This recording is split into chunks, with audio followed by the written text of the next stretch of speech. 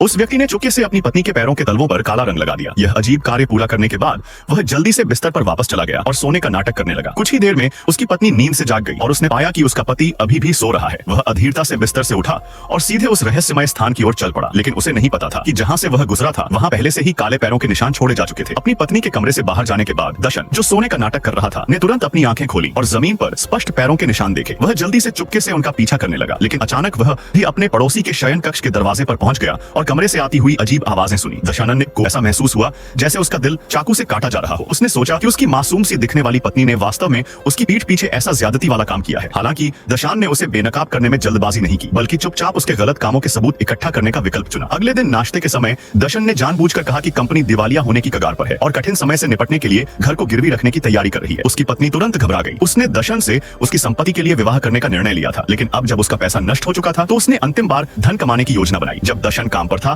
तो उसने घर पर पुरानी गलतफहमियों को तलाशना शुरू कर दिया। अप्रत्याशित रूप से दशन ने तलाक का समझौता पत्र हाथ में लेकर दरवाजा खोला। अकाट्य सबूतों के पहाड़ के सामने उस आदमी ने अपनी पत्नी को बेरहमी से घर से बाहर निकाल दिया। प्रेम में विश्वासघात क्षमा करने योग्य नहीं है।